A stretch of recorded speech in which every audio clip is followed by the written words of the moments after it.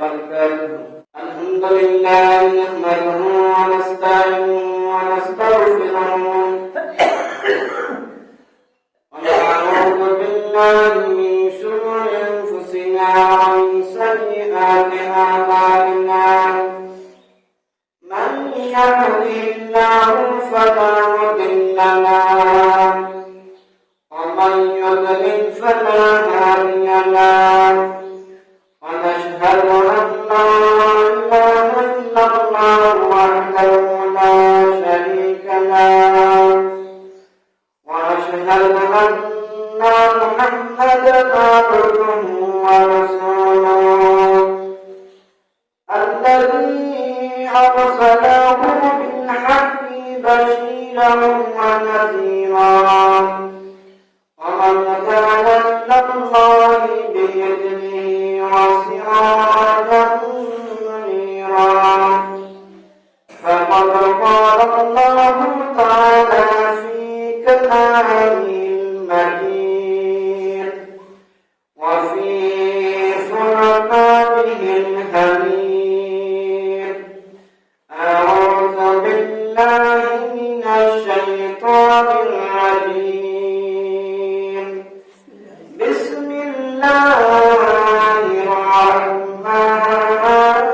الرحيم. لا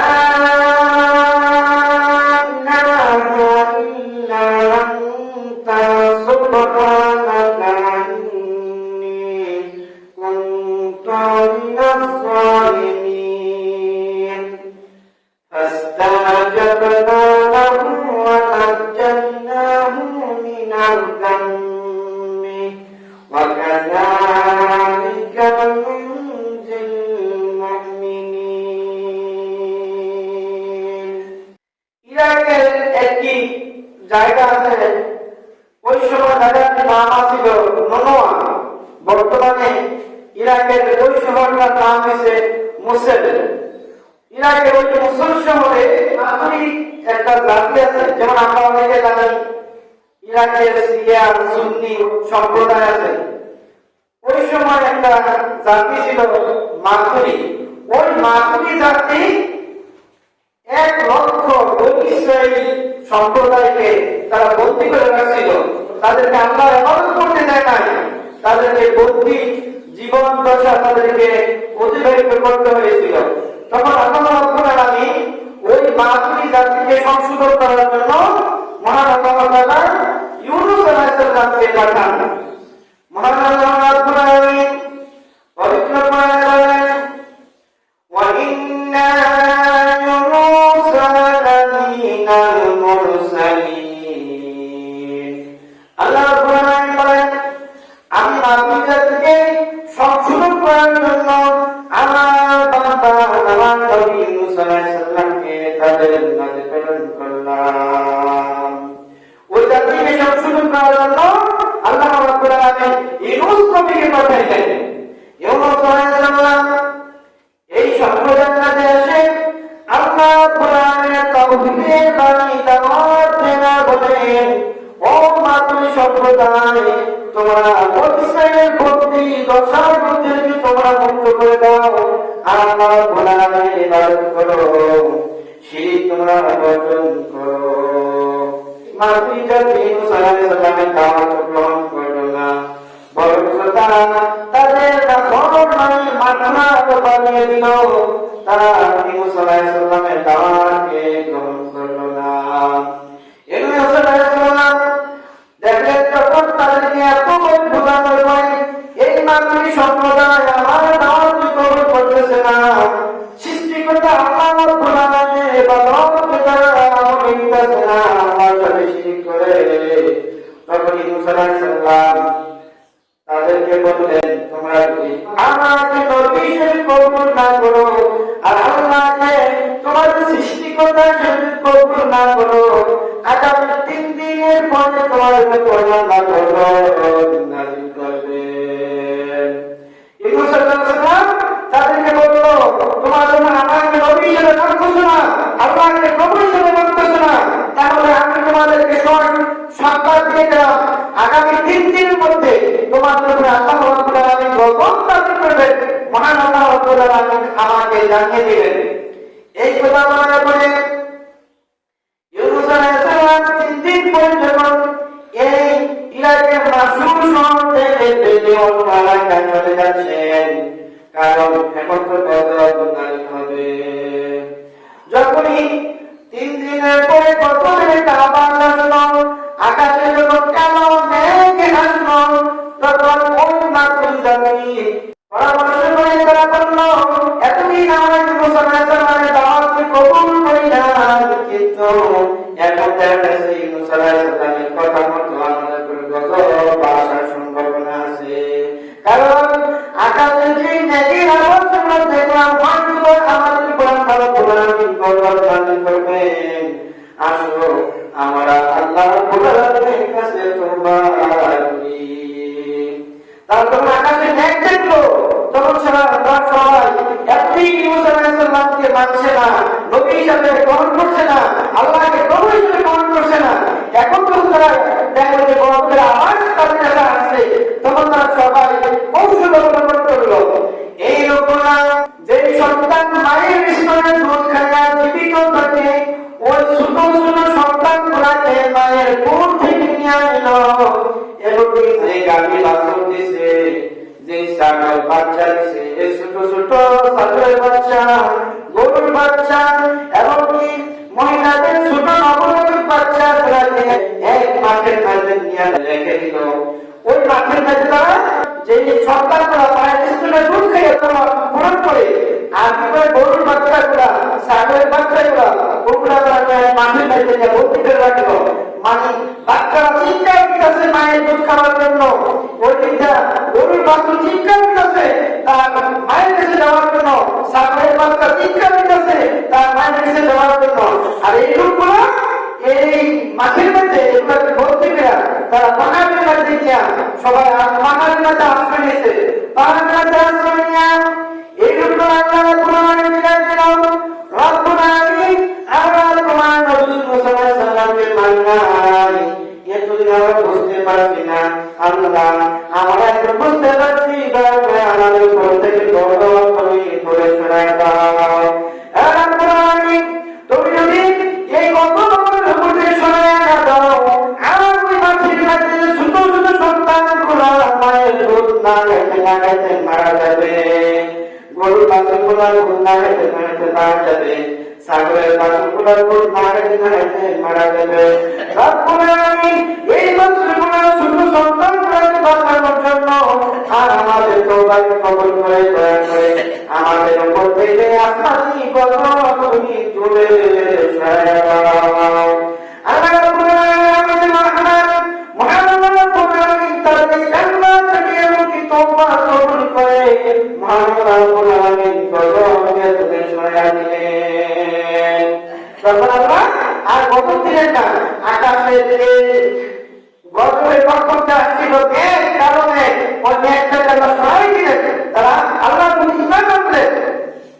এইদিকে ইউনূস নবী যখন 3 দিন পরে আসলেন গজবের এলাকা পরিদর্শন করার জন্য, যে আল্লাহ তো বলছিল 3 দিন পরে গজব দিব, আমি গিয়ে দেখি তারা কি গজব দিছে, কিভাবে তারা মরে আছে। ইউনূস আলাইহিস সালাম ওই জায়গায় যাওয়ার সময় দূর থেকে দেখতে এলাকার সব কিছু ঠিকঠাক আছে, গজব আসে নাই। রাস্তার ভিতরে একটু জিজ্ঞাসা করলো, ও আল্লাহর বান্দা শুনো, এই এলাকাটা কি গজব আসে নাই? তিনি বলেন, না এলাকার কোন গজব আসে নাই। ইউনূস আলাইহিস সালাম ভয় পেয়ে গেলেন। আল্লাহ রাব্বুল আলামিন তো বলেন মিথ্যা কথা বলে না। আল্লাহ রাব্বুল আলামিন বলেন 3 দিন পরে গজব দিব, একটু গজব দিল না। এখন যদি আমার জাতির কাছে যান, তখন তারা বলবে ইউনূস নবী মিথ্যা কথা বলছিলাম, মিথ্যা কথা বলার কারণে আমরা তোমাকে হত্যা করব। এগুলো ইউনূস আলাইহিস সালাম চিন্তা ভাবনা করলো, জেনে দেখলো। আর আমি তো বলছিলাম 3 দিন পরে গজব আসবো, কিন্তু এলাকায় গজব আসে নাই। এখন যদি আমি মনে রাখতে চাই তাহলে তাকে হত্যা করি, তখন আমি এখান থেকে পালাই যাই। ইউনূস আলাইহিস সালাম মুহাম্মদ রাব্বুল আলামিনের সাথে কোন যোগাযোগ করলেন না, আল্লাহ রাব্বুল আলামিনের কোন বিধানকে অস্বীকার করলেন না। ইউনূস আলাইহিস সালাম যখন এখান থেকে রওনা দিলেন, আমি এলাকায় যাব না, এখান থেকে পালাতে চাই, কারণ তারা আমাকে পায় তখন তারা আমাকে হত্যা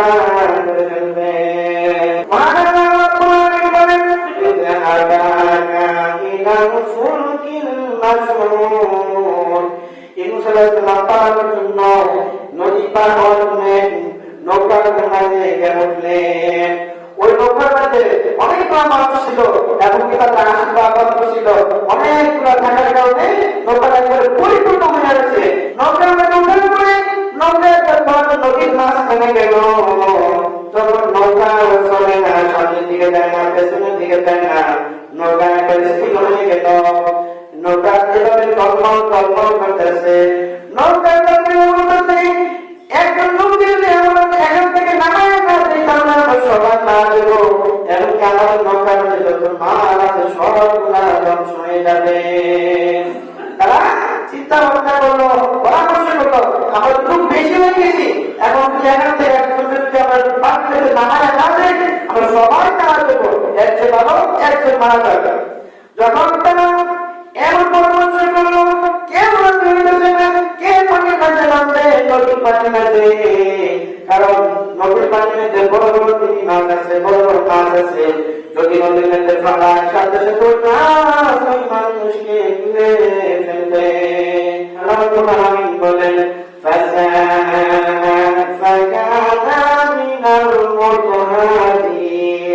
তখন এই লোকগুলা কথা দিয়ে দিল, তারা বলতো যার নামাজে চাকরি করে ফেলানো হবে। যখন কথাটা বলবো সবার আগে ঠিক আছে, লটার কাছে যার নাম আছে চাকরি আমি নিতে পারা যেত। তখন সবার করে দিলাম, যখন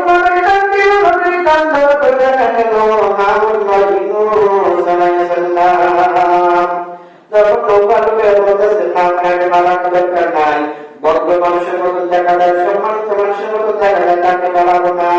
ওই নৌকার আবার বলতেছে তাহলে আবার আবার দ্বিতীয়বার লড়াই কান দিল। লড়াই মহান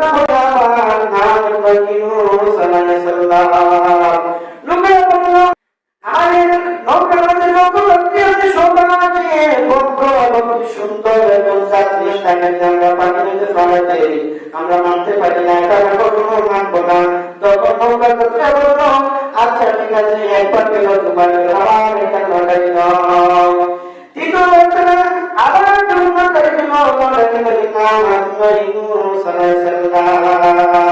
তখন সবাই বললাম আর বাবার দোয়া দরকার নাই, একবার দিলাম, দুইবার দিলাম, তিনবার দিলাম, এখন আমরা ইউনূস আলাইহিস সালামের যখন নাম আসলো, ইউনূস আলাইহিস সালাম কেন পানির মধ্যে ফেলে দেয়। তখন তিনবার যখন নাম আসলো তখন তারা কি করলো, ইউনূস আলাইহিস সালামকে পানির মধ্যে ফেলাই দিল। পানির মধ্যে ফেলাই দিল, একদম মহাত্মী বললেন মহাত্মী মাস আমার নবী ইউনূস আলাইহিস সালামকে নদীর মধ্যে নিক্ষেপ করা হয়েছে। তরকারি বলে দেন আমার ইউনূসকে তুই গিলে ফেলবি, কিন্তু তাকে কোনো আক্রমণ করবি না, তাকে কষ্ট দিবি না। চাঁদা পরিমাণ কষ্ট দিল আমার ইউনূসের মধ্যে কোনো আঘাত না লাগে।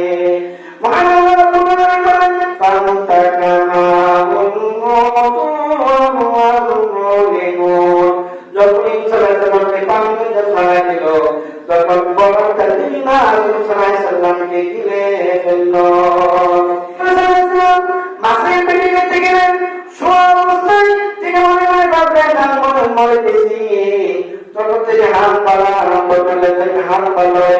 তখন মুসলমান বসলেন, বসার পরে শুনেন যে নদীর ভিতরে পানির ভিতরে একজন বলতেছে সুবহানাল্লাহ আলহামদুলিল্লাহ লা ইলাহা ইল্লাল্লাহ সুবহানাল্লাহ আলহামদুলিল্লাহ লা ইলাহা ইল্লাল্লাহ। এগুলো আপনারা বলেন রব্বুল আলামিন পানির নিচে নদীর ভিতরে আবার কোরআনে জিকির করতেছে।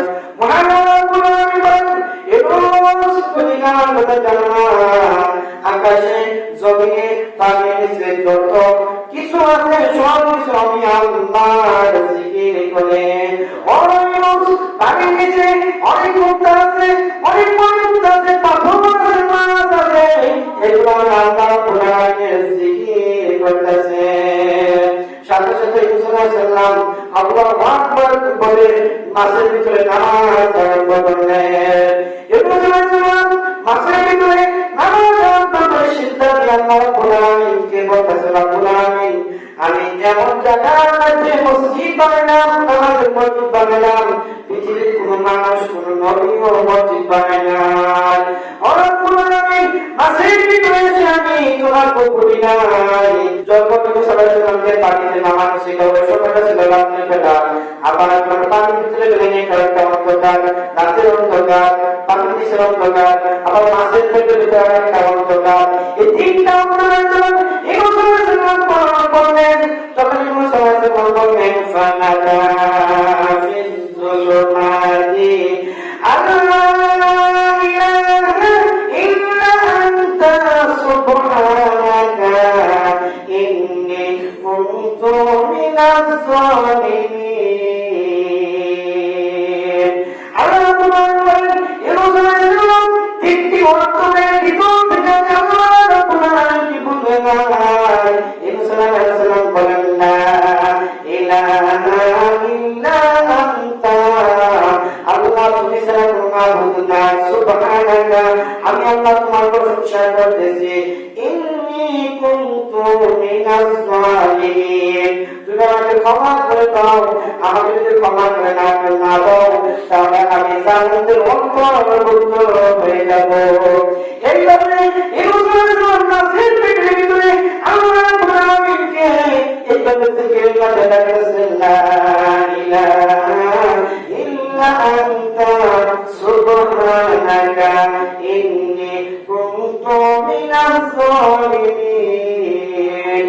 এই মুসলমান এইভাবে আল্লাহ রাব্বুল আলামিনের জিকির করতেছে, আমি কালেমা আশহাদু চতুর্দিকে এভাবে বলতেছে, লা ইলাহা ইল্লা আনতা সুবহানাকা ইন্নী কুনতু মিনাজ জালিমিন।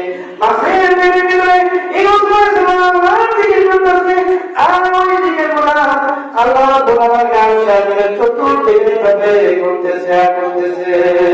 ফেরেশতারা আল্লাহ রাব্বুল আলামিনকে বলেন, রাব্বুল আলামিন তোমার কোন বান্দা থেকে তোমার জিকির করতেছে, আল্লাহ তুমি মতটা আমাদের কাছে কিছু পরিচিত মনে হয়, কিন্তু আমরা ভালোভাবে বুঝি না।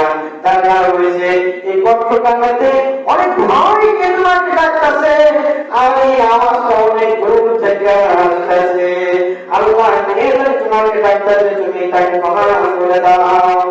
আল্লাহ রাব্বুল আলামিন বলেন, ও ফেরেশতারা এই জিকির এই কণ্ঠটা তোমাদের কারণে ফেরেশতারা বলে আমরা ভালোভাবে জানি না, কিন্তু আমাদের মনে হয় কণ্ঠটা আমাদের পরিচিত থাকে। আল্লাহ রাব্বুল আলামিন বলেন, ও ফেরেশতারা এই কণ্ঠ তেমন কোনো মানুষের কণ্ঠ নয়, এই কণ্ঠটা আমার নবী নূহ সাল্লাল্লাহু আলাইহি ওয়াসাল্লামের কণ্ঠ। ফেরেশতারা বলে, রাব্বুল আলামিন এই নূহ সাল্লাল্লাহু আলাইহি ওয়াসাল্লামের কণ্ঠটা জানি, সে তোমার অনেক ইবাদত করে তোমার নবী, তার আমলগুলো আমরা তোমার কাছে নিয়ে পৌঁছে দিতাম, কিন্তু আজকে যে তোমার জিকির করতেছে তাকে তো ভয় ভয় করে জিকির করতেছে এমন বোঝা যায়, এবং কি তার শব্দটা অনেক দূর থেকে আসতেছে, তার কারণ কি? আল্লাহ রাব্বুল আলামিন ও ফেরেশতারা আমার নিকটে দুনিয়ার কোনো স্থলের মধ্যে নাই, আমার স্থলের নিকটে পাখির ভিতরে মাছের পেটর থেকে নদীর তলদেশ থেকে আমার জিকির করতেছে, এই জন্য শব্দটা অনেক নিঃশব্দ ভাবে আসতেছে, আর সে ভয়ের মধ্যে আসছে, কারণ রাতের অন্ধকার, পাখির নিচের অন্ধকার, আবার মাছের অন্ধকার, তিনটি অন্ধকারের মধ্যে থাকার কারণে তার মধ্যে ভয় আছে, এই জন্য সে এমন ভাবে আল্লাহকে ডাকতেছে। ফেরেশতারা বলে, রাব্বুল আলামিন যে দুনিয়াতে থাকার অবস্থা তোমার ইবাদত করতো, তোমার জিকির করতো, তোমার স্মরণ করতো, তুমি দয়া করে তাকে ক্ষমা করে দাও। আল্লাহ রাব্বুল আলামিন বলেন, ফাস্তাজাবনাহু ওয়া নাজাইনাহু মিনাল গাম্মি। আমি মুসা আলাইহিস সালামের ডাক শুনলাম, এবং তার অন্তর থেকে যত ভয় আছে ওই ভয়গুলোকে আমি দূর করে দিলাম।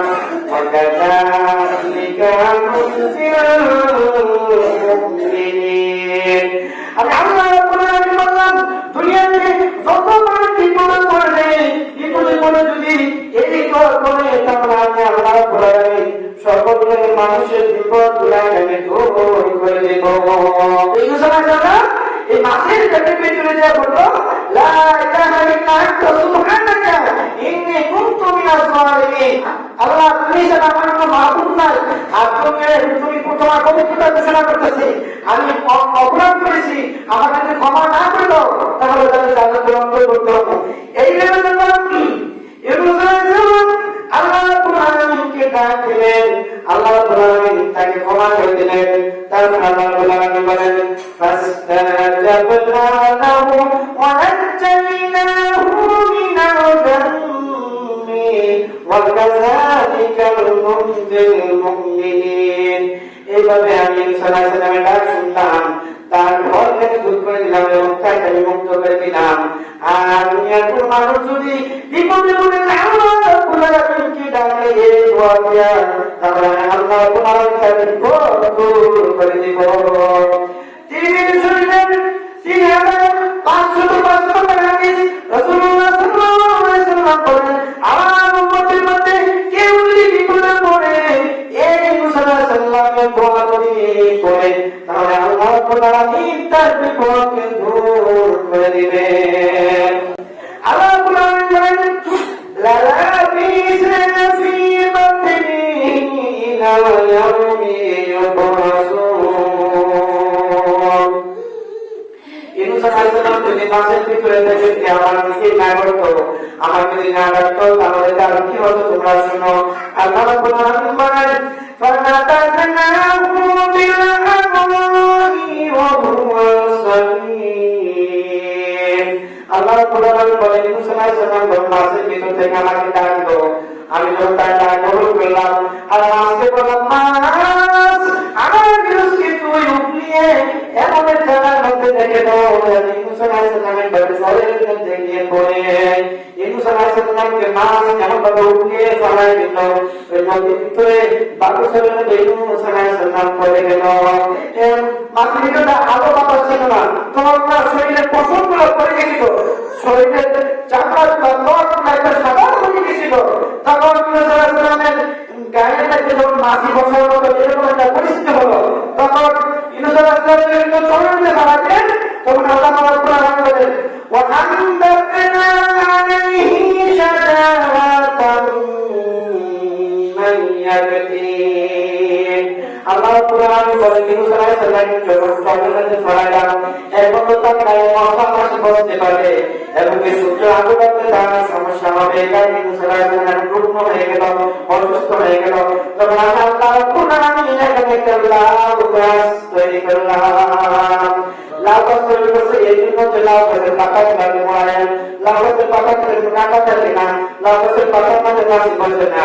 আল্লাহ রাব্বুল আলামিন একটা লাউ গাছ সৃষ্টি করে লাউ গাছের পাতা দিয়া ইউনূস আলাইহিস সালামকে ডেকে দিলেন।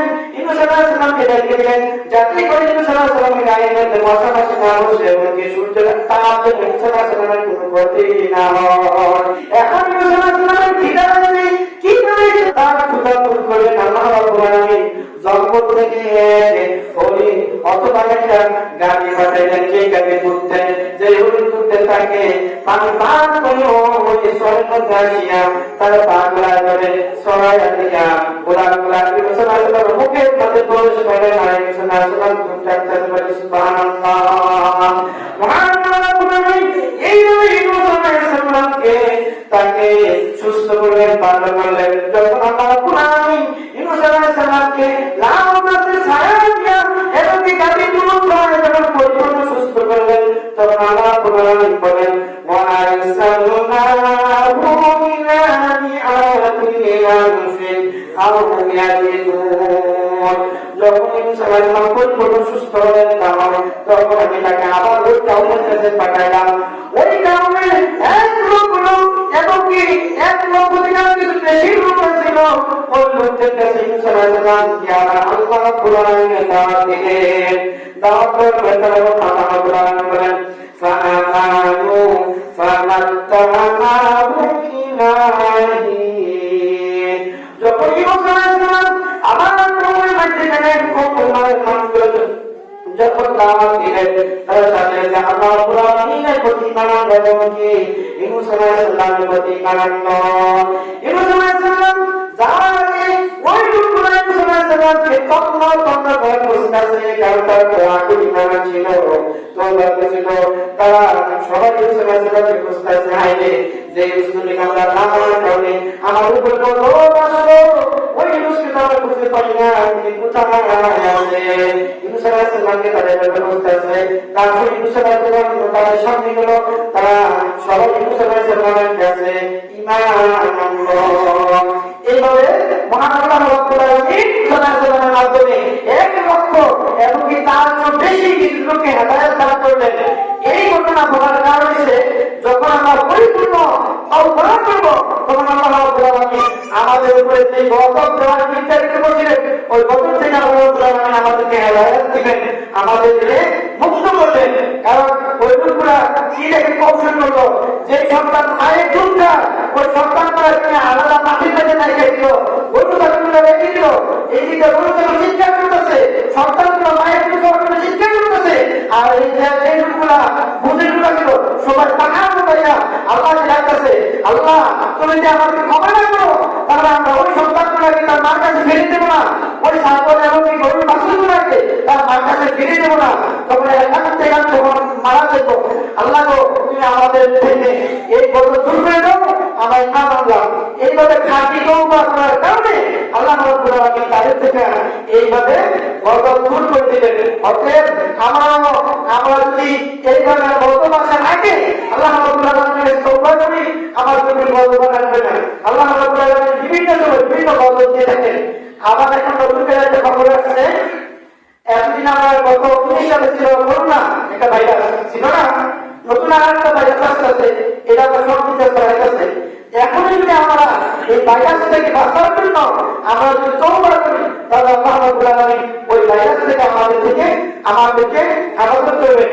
আরেকটা বিষয় আমরা যেটা জানি, অনেকে মনে করে সোয়াশরীর রূপ হয়, আসলে হাদিসে বলে না সোয়াশরীর রূপ নাই, সোয়াশরীর রূপ নাই। রাসূলুল্লাহ সাল্লাল্লাহু আলাইহি ওয়াসাল্লাম বলেন সোয়াশরীর রূপ নাই।